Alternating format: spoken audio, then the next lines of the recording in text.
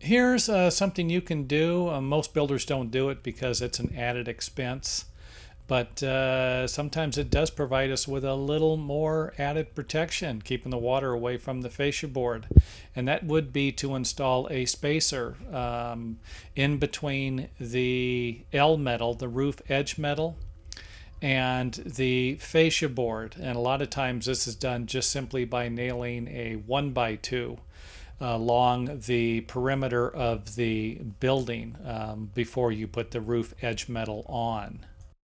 Now let's see if I can provide you with a side view of this and give you a better idea what I'm referring to. Now this would be standard procedure of simply nailing the L metal, the roof edge metal, onto the edge of the fascia board without a spacer. And as we can see here, any water that rolls off of the edge of the roof will actually roll directly onto the fascia board.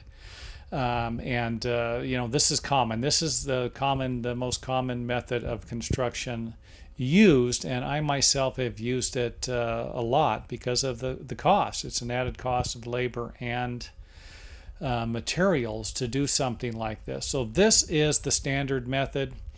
The L metal is attached to the side of the fascia board, and the water simply rolls off of the side of on top of the roof and rolls down along the edge and right onto the wood.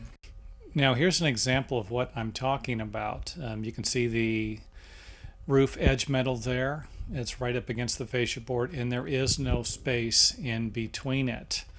Now here's a side view of what I'm talking about. You can see right there that there is a spacer now between the roof edge L metal and the fascia board, providing a gap to where the water can actually roll off of the side of the building. Now you could always install something larger. I have seen something with 2x8 fascia board and then a 2x4 nailed over the fascia board at the roof edge around the entire perimeter. And of course the L metal would be up against the 2x4, but the water that would leak off would only be leaking a short distance, and then you would have an 1.5 inch space.